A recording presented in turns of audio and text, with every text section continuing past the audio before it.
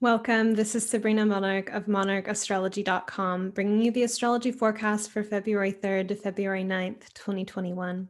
So we're just coming off of a full moon in Leo amidst this massive Aquarius stellium in the sky right now. A stellium being a collection of planets in the same sign, all conjunct each other. And the full moon in Leo, like when I think about Aquarius and Leo, Aquarius is about systems consciousness and a network, and it can relate to like being decentralized. So if you think about like the self, the capital S self, and our sense of wholeness, and when that's decentralized, that could on the one hand be a very positive thing about feeling connected to many different people and different beings, non-humans too, feeling just connected to reality and feeling how we are part of the hive. From a trauma perspective, it's also parts of ourselves that are fractured off. So we're not whole. And I don't mean that in like a judgmental or like this bad kind of way, but just thinking about what's it like when parts of yourself that maybe you were connected with inherently as a child, you felt discouraged or you had a traumatic experience and you split off that part of yourself. And it's kind of like in shadow. So when it comes back to, thinking about this full moon in Leo, it's quite possible that a lot of us had some experiences that, whether they were of a joyous or a challenging nature, or a combination of both, that the dramas of our lives have been sufficient to put us back in touch with a part of ourselves that maybe we felt disconnected from, which is a boon. It is a blessing. It is what I say coming back online. So thinking about literally being more alive and literally being more connected, and then having to integrate that. So that's something that I think is worth meditating on and worth noticing, is that if you're on a personal development journey of any kind, where you are consciously healing or you're consciously bettering yourself or you're consciously living your potential, however you are framing it, the art of being yourself, that when you connect with a part of yourself that you felt a dim or non-existent connection to in the past, that you then have to integrate that extra electricity and voltage in the system. So perhaps you're feeling that. And I'm going to start sharing the forecast. This is a written forecast, so I read it and add some extra commentary. You can find the written versions at monarchastrology.com. And before I start, please like this video and leave a comment. Let me know what resonates with you or what you're thinking. And subscribe to my channel, hit the notification bell, and let's begin. So Venus and Saturn begin a new cycle together as they join up in Aquarius. So Venus and Saturn, every single pair of planets has a cycle similar to the moon, how we have a new moon and a full moon, and so on. The lunar cycle takes 28 days, and then all the other planetary combinations have their various timing. So Venus and Saturn, if I remember correctly, it's somewhere around 2 years that it takes for them to complete a cycle. So they're beginning a new cycle together. Maybe it's 1 year. Maybe it's one. I don't know. I'd have to look that up. Maybe I'll put it in the notes. But they join up in Aquarius, and Mercury and asteroid Pallas Athena fuse with the sun in Aquarius by conjunction. So they move into the heart of the sun. So just thinking about our perspective on Earth, seeing the sun and having like Mercury and Pallas Athena pass right in front of the sun in between us. Each of these events may speak to the possibility of reviewing our strategies. And there's two basic types of strategies that I want to draw attention to. One is unconscious strategy, which we can liken to the egoic structures that we possess that protect us from a core wound or a sense of powerlessness. Sounds serious, right? So I'm talking about ego structures the unconscious strategies that we use to get by in the world. So if you had a particularly like I'm trying to think of like a good example. The one that was coming to me is like about toughness. Like if you had adverse circumstances in early life and you had to be tough, like you had to defend yourself, then as you get older and make choices in your own life and build a life for yourself, there may be a reality that life is not as hostile as it was when those defenses were created. And so we still have that strategy and we don't have to, but we may choose to unwind and loosen it, um, which is then inevitably going to bring us in touch with the grief or the wound, or the vulnerability that lies underneath. And the other kind of strategy that I'm talking about is conscious strategy. So something like a business plan or a conscious map of how you are going to reach a certain goal.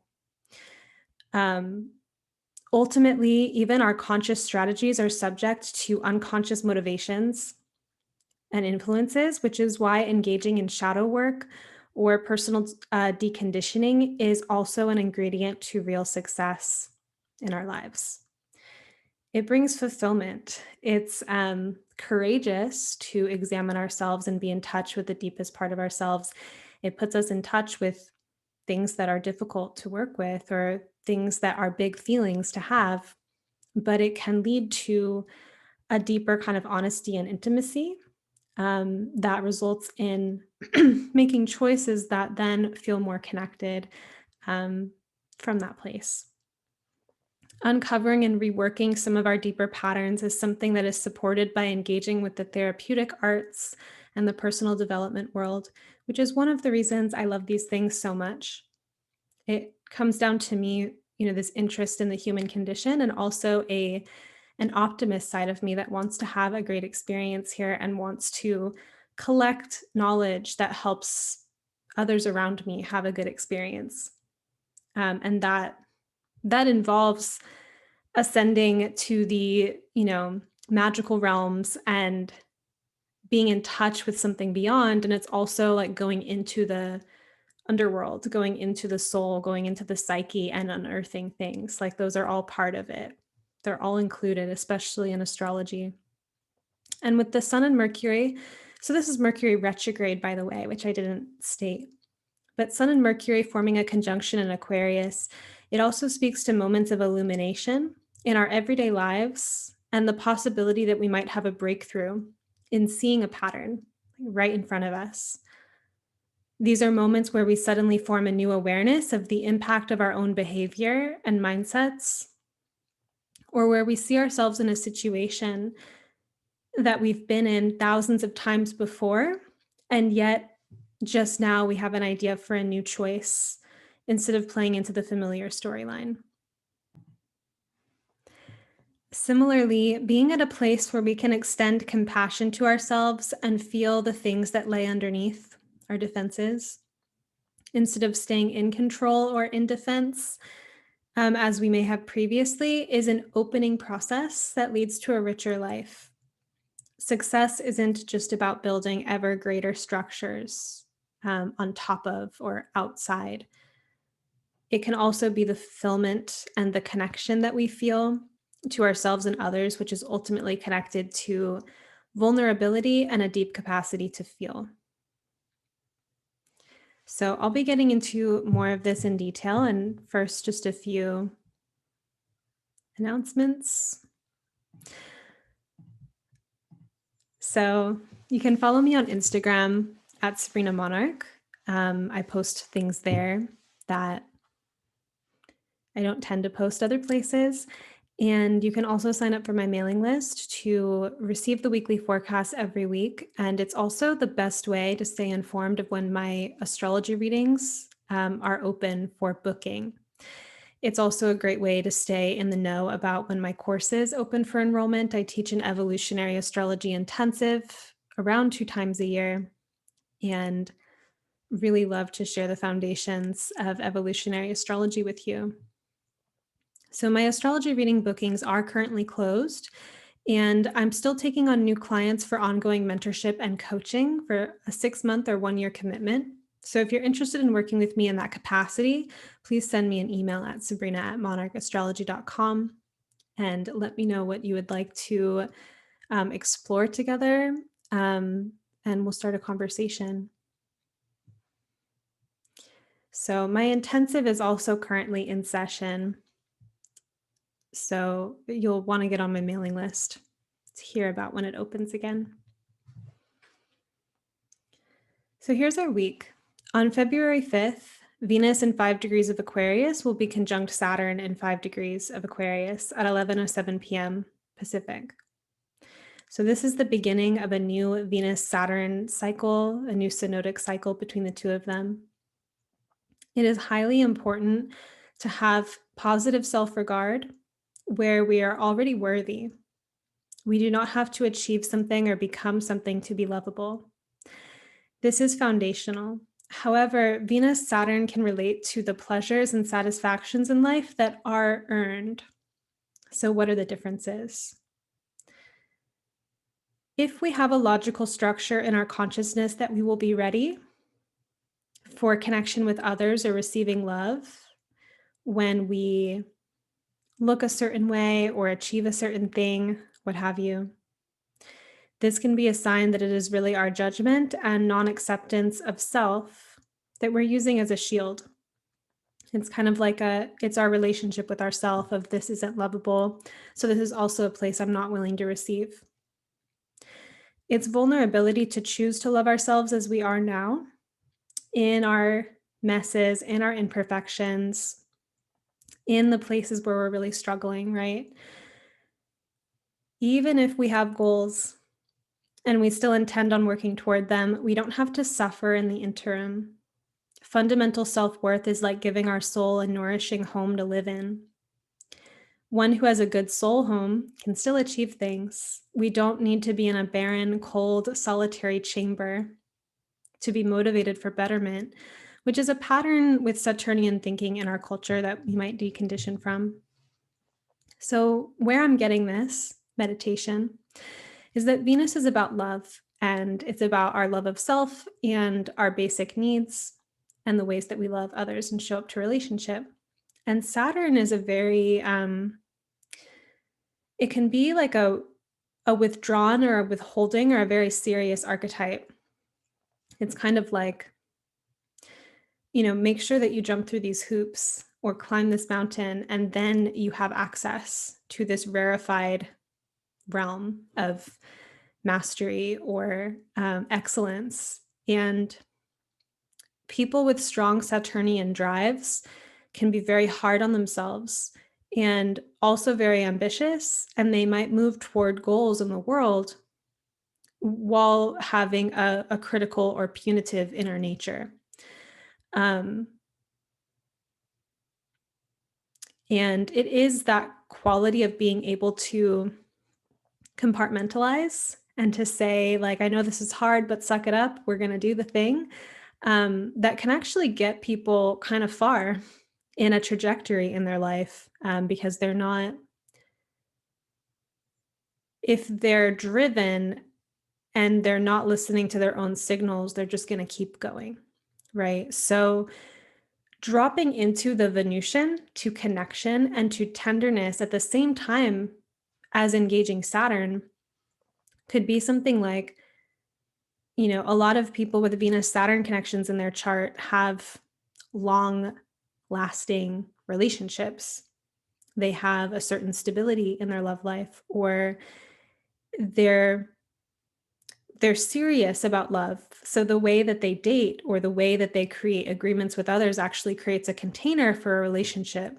It's not the most flimsy or whimsical kind of placement. It's more like, let's have a conversation about where we're headed together and what common agreements we want to have and honor. Like it's love and business put together. So thinking about how these drives relate to us in our own experience, and how we can, have a more beautiful Venus experience of Saturn, and how we can commit or be devoted Saturn to what is beautiful,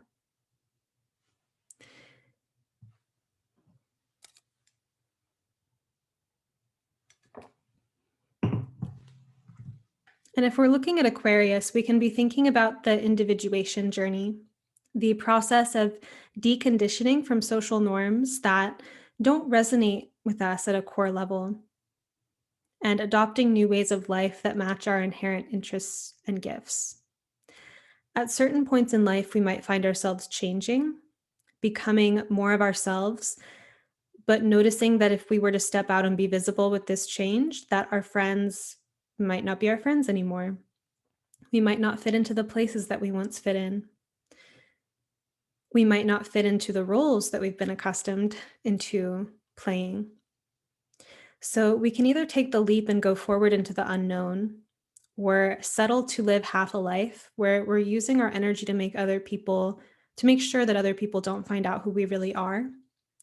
We might still belong, but it's a hollow belonging that eats at us. One of the more cynical things I've written.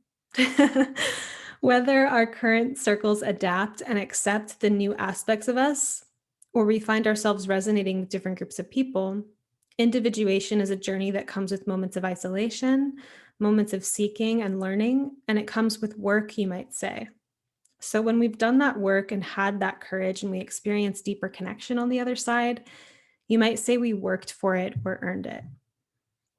Now, I want to clarify that sometimes certain relationship skill sets, which could be, we could think of Saturn bringing formality or bringing structure to the Venusian, having a certain framework around how to communicate well, or a certain inner vulnerability practice and the capacity to communicate our feelings in a really authentic way. These things can relate to being able to change and not have that like be so catastrophic, right? Like if we think about relationships as like two people joined together on a journey, that can be dynamic and that one or both people are changing and there's this choice or there's this connection where the change happens together. It's when one person or both people start to go off in different directions that the tension of, are we still on the same path can come up. And when it comes to the theme of conformity versus individuation, it's like being in a social circle. Like for me as an astrologer, um, I I didn't really have, I would say, like a close friend circle where people were like, astrology is not like they were against it. But people do have that situation where you might have a hobby or something that you're really interested in, and your friends just don't vibe with it and don't support it. So then it's an impasse of, do I continue to belong in this group?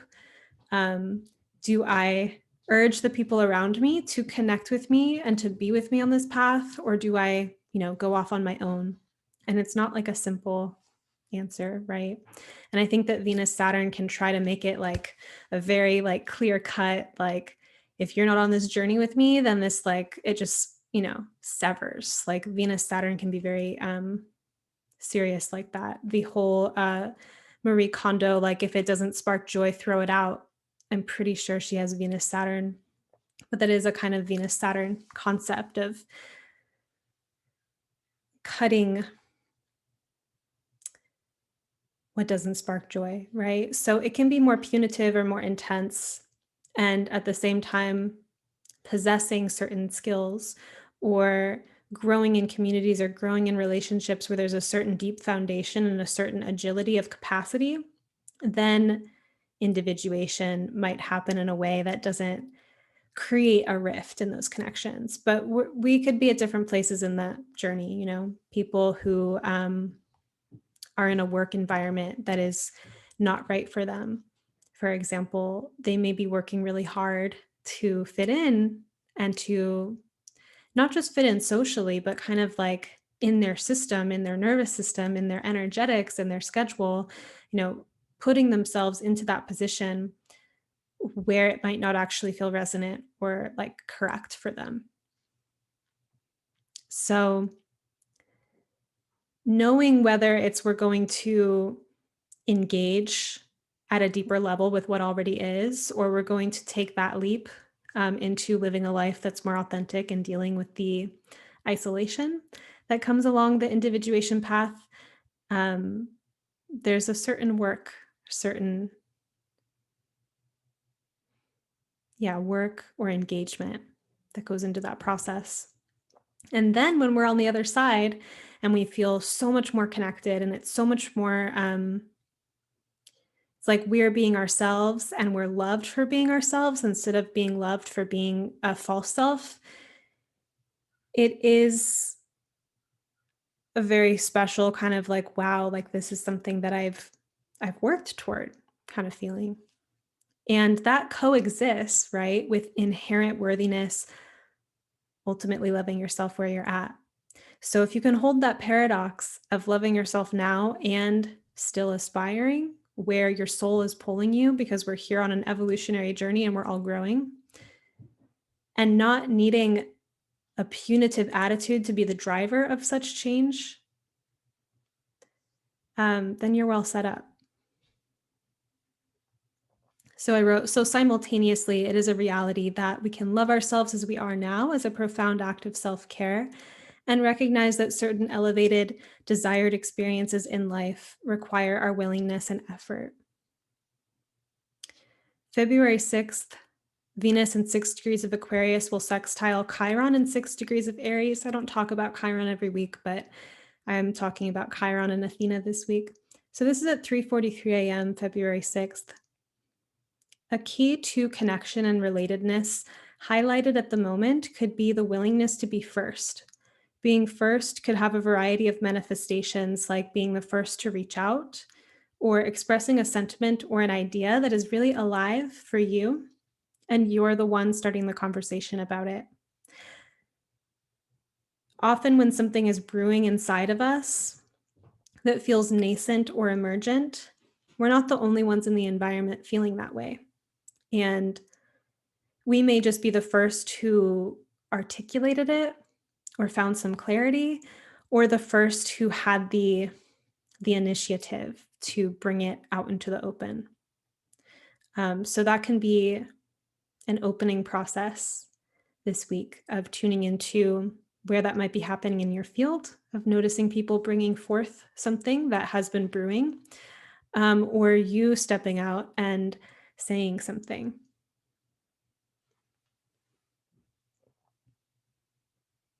The sun in 18 degrees of Aquarius will trine the lunar north node in 18 degrees of Gemini. That also means it makes a sextile to the south node in Sagittarius. And I wrote, situations may be arising that encourage us to take on the role of the experimenter, the scientist, the researcher, to observe that there is a question in our experience, something that we do not yet understand. Sometimes we may experience a conflict or an impasse in our lives that we do not have the answer to. Happens often.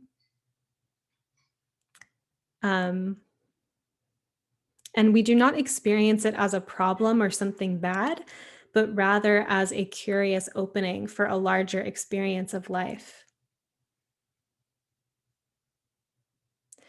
That's kind of like a fun attitude to have about life, right? Because we could have a problem and feel greatly distressed or even victimized by it, versus to see it as a kind of curious opening for evolution and expansion on the journey of life. It's a little bit of a mindset shift, but it makes life kind of like a treasure hunt or something instead of a series of obstacles. We intuitively know not to rush for an answer or a control mechanism, but to follow the impasse to a kind of paradigm shift.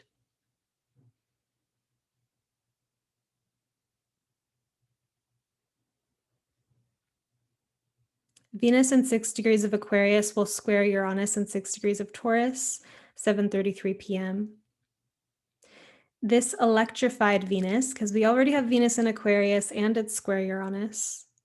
So this electrified Venus may relate to some developments in self-awareness, noticing, observing what really draws our attention and our desire to be involved, and where we feel more detached, aloof, or distant. Even just noticing that. Where is my attraction? Where is my repulsion? This information on what attracts or repels us can be a read on how accordant or discordant we are with our deeper wishes and desires. For example, many who desire real love and partnership, committed partnership, can also find that they're drawn to unavailable people.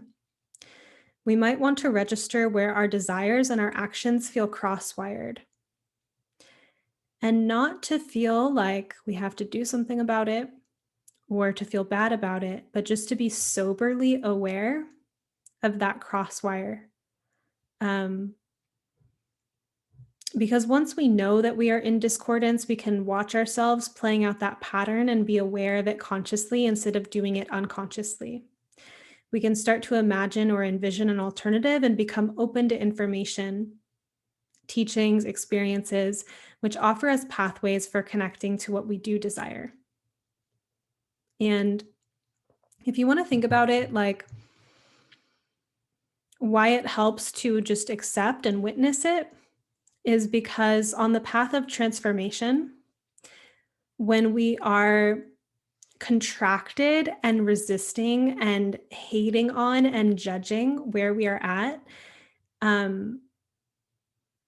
it's kind of like a quicksand energy or something where it's like it entrenches us further in the pattern. And when we can start to watch it and be like, there I am doing that thing again, and have that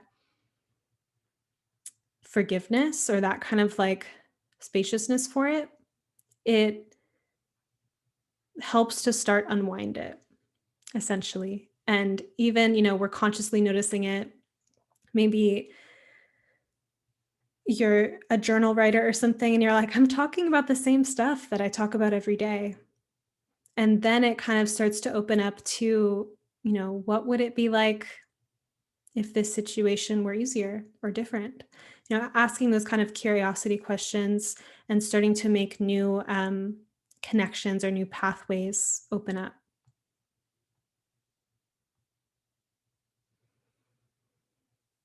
February 7th, 2021, Mercury retrograde in 20 degrees of Aquarius will conjunct Pallas Athena in 20 degrees of Aquarius at 4:30 p.m. So Pallas Athena, here an asteroid, one of the asteroid goddesses. She is a warrior philosopher goddess. She has a creative intelligence and genius and a somewhat ruthless manner. When she has her sight on a target, she is the embodiment of when there is a will, there is a way. She is able to do this because she is a master strategist and she recognizes patterns. She is a trickier personality component or ally to have when our goals are not coming from a clear or heart-centered place. But she is a wonderful ally when we are coming from a clear or embodied or true place. So, do you associate cunning and deceit?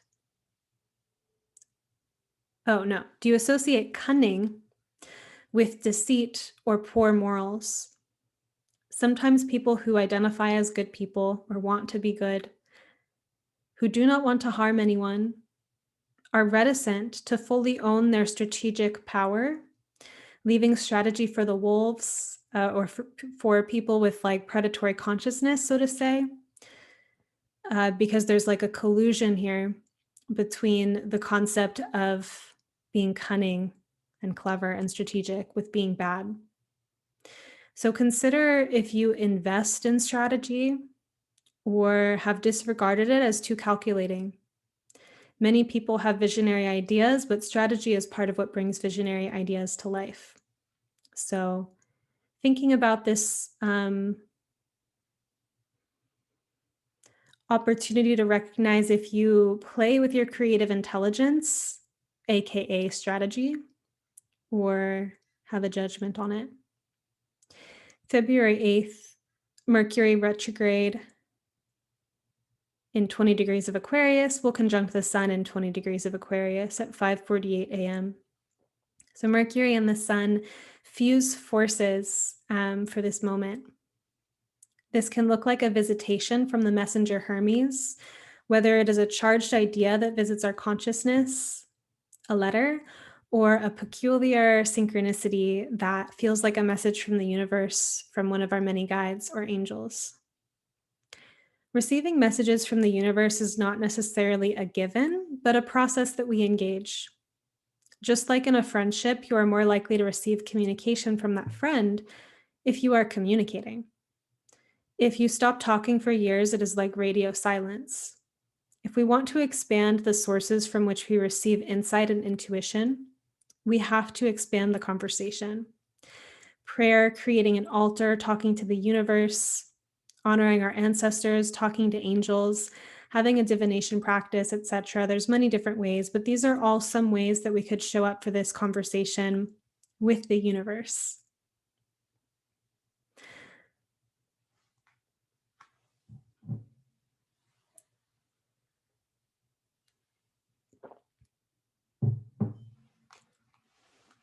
And regularly contacting our soul or our higher self can be a powerful practice as well. Imagine building a bond with the deepest part of yourself and deepening your trust with yourself. Beginning to contact our own soul or higher self can be a process of recognizing our disconnection and coming home. What we pay attention to grows. So if we have abandoned ourself, our deepest self to please others or to fit in the world, we are paying attention to a superficial layer of ourselves and relating to ourselves as that. So starting to talk to the soul, though, the soul will speak back. The first contact can feel shocking. It's like a remembrance, a coming back online. Part of practicing evolutionary astrology has really been a language that has put me into this deep contact with soul. And it's a really enlivening process to feel connected to your own soul. And I'm remembering, as I was writing this, I was kind of getting a memory of hearing Raquel Mantra talk about how she writes letters or like she journals to her soul. And I remember when I heard that a part of me, in my body, my consciousness was just like, yes, like I felt this hit of truth in that, of what would happen writing letters to the soul. And it's something that I have done at more maybe difficult times in life, because I think we can look to the soul or to spirit when we're struggling and we're looking for a guide. But imagine having that conversation really frequently and that being a kind of intimacy practice with the deepest part of yourself, which I think can be helpful because sometimes things feel off, like we don't feel a total resonance with the choices that we're making or the life that we're building. And we just kind of sweep that discomfort under the rug. Yet if we go under the rug, talk to the soul, have this conversation with this deep part of ourselves, we start to get clarity at a depth level, and it may influence the opportunities that we move toward and the choices that we make.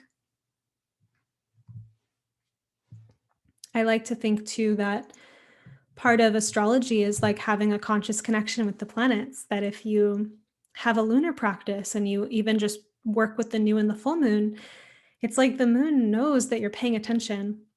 So similarly, your soul is in there, like you are your soul. And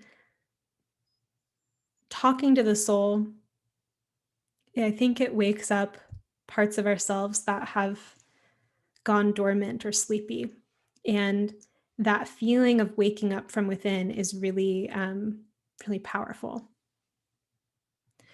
February 9th, Saturn in 6 degrees of Aquarius will sextile Chiron in 6 degrees of Aries at 3 a.m. So the sweet balm of time, the healer of wounds, chirotic experiences can put us in touch with a pain that goes deeper than the event that triggered it. It draws us to seek answers. There also comes a time along the path of life where we notice that we are not pained by the things that we once were, that the pain has diminished because the knowledge and experience we've collected along the way has soothed it. Um, because it's a gentle aspect, the Saturn Chiron, there may be a way that things that feel activating for us right now can feel historic, like this is deeper than the event that's triggering it. But also, we might have this refreshing noticing of having made progress, feeling like we've healed a significant degree about something that used to feel impossible. And that feels like a miracle. Sun in 21 degrees of Aquarius will be conjunct Pallas Athena in 21 degrees of Aquarius, 11:50 a.m. As with Mercury this week, the Sun and Pallas Athena fuse and join forces.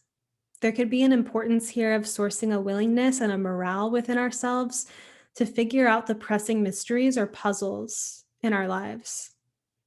I know I said earlier not to rush it. That's true too, but another perspective here.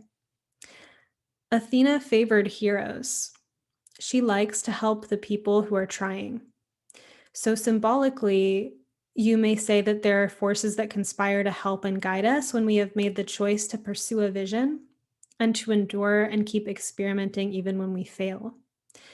It can be the fates pulling strings that we are not privy to. It can show up as people who sympathize with us and want to help us. We might also notice this impulse if we are in a position to be benevolent toward others, that we want to assist people who have heart in the game. So I want to sit with this concept for another moment of what does it mean that Athena likes heroes and she wants to help the people who are trying?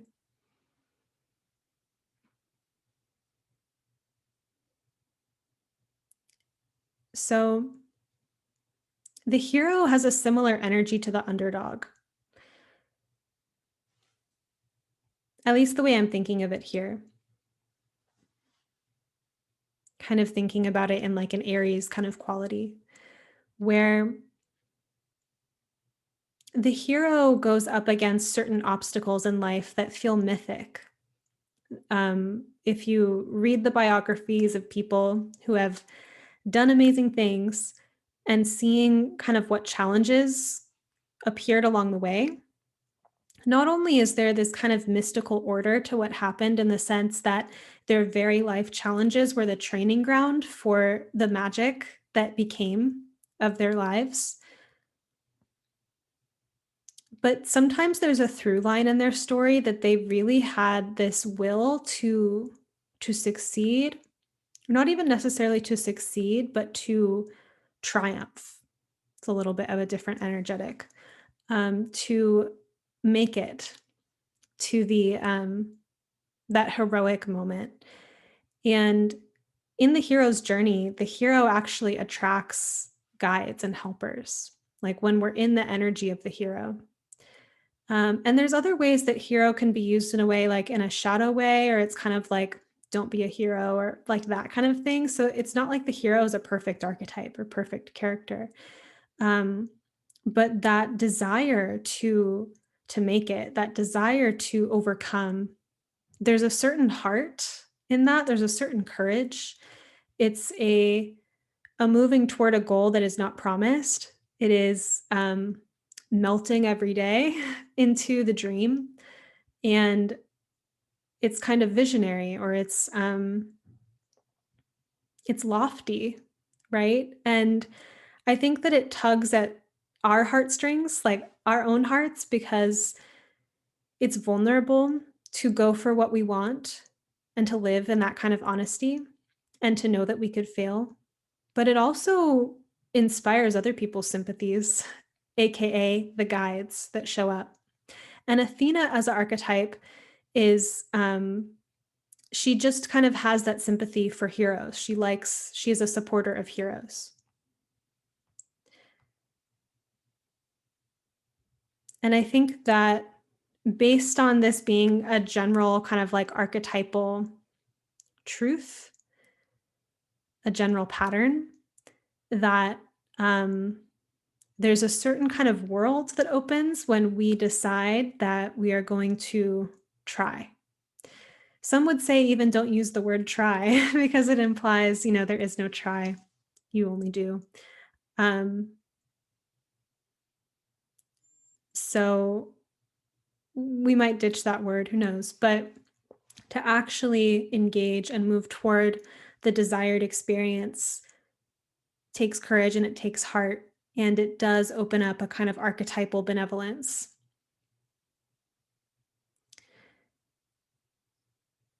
There's a humility that goes into it too, because having bravado or being arrogant or being a bulldozer, being a bully in the hero energy doesn't necessarily invite the same support and love. It invites more adversarial energy. Many people naturally find their motivation shifting the farther they move along a goal-based trajectory. This is so natural. It simply means that we've gained insight and integrated that insight. But it happens through direct experience most of the time, meaning that we have to live it out. One of my psychology teachers talked about this in this concept, I think, but the way she was talking about it was with our life plan. Like she had this imagining of what her life would be like as she was growing up. And she had a certain, like, by the time I'm 20, by the time I'm 25, and she had it all kind of laid out. And that's not how her life went. And you can imagine that having that vision, even if it doesn't come true, the simple act of investing in that vision and moving toward it tends to open up the path and different things come along. So it's kind of like that original vision is the fire that lights us and lights our way, but there's going to be a certain dynamism or aliveness of the journey. And it's also natural to find our methods shifting as we move farther along a trajectory. One may use the tools available to them, only to discover later on in the path more refined tools that serve the journey better. But one often had to use those earlier tools to even get to the places of discovering more refined ones.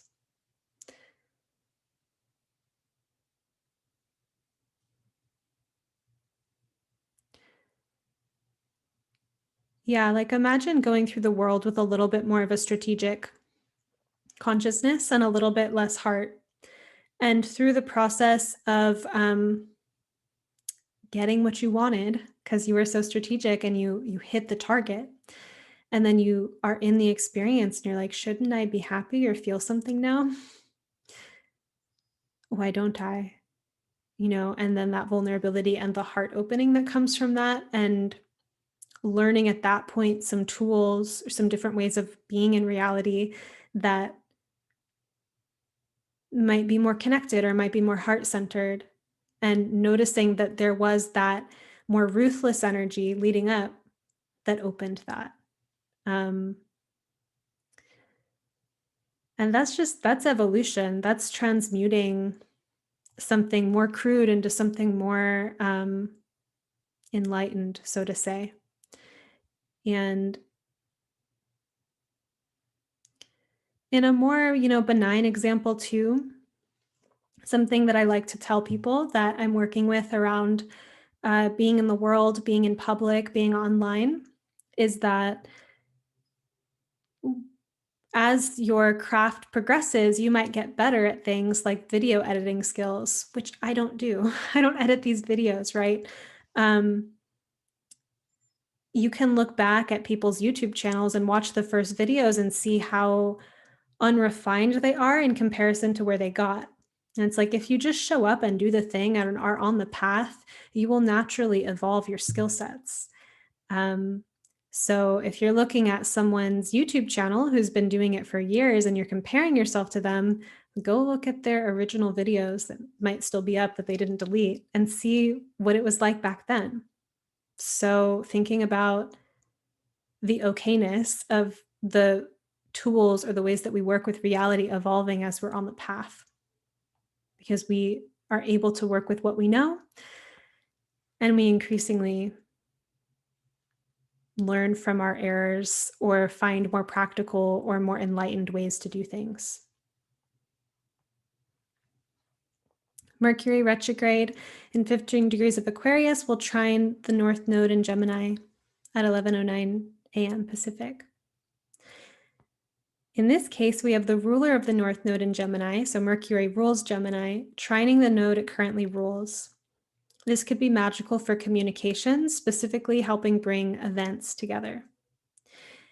In the flow of events, each element, fire, earth, air, and water, has its place in the story. The air element, so we have Mercury and the North Node of the Moon in air signs, Gemini and Aquarius. We move forward in the story via the exchange of ideas. This could be a catalyzing conversation that sparks a new vision or direction, or loosens us up in a place we've gotten stuck. It could also be the way that we put out the word about something, and events and people show up in alignment.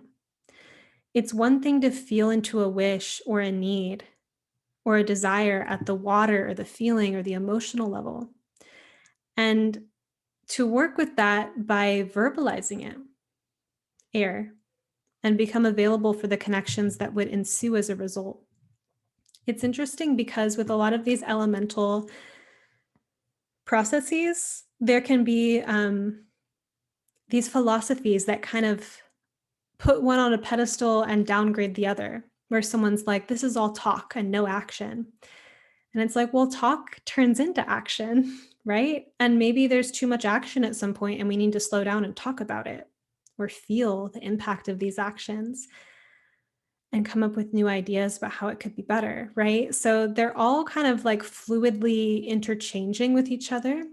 And it's nice to really feel into the energetics of the different elemental qualities of fire, earth, air, and water, and know where we need to move, like which one is imbalanced. And if we have this kind of magical emphasis right now with air, it's looking at the ways that our voice and putting something out there in the word on social media, in a conversation with a friend, in a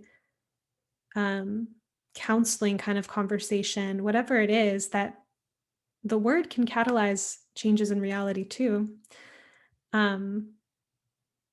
So tune into where that is a magical opportunity for you this week.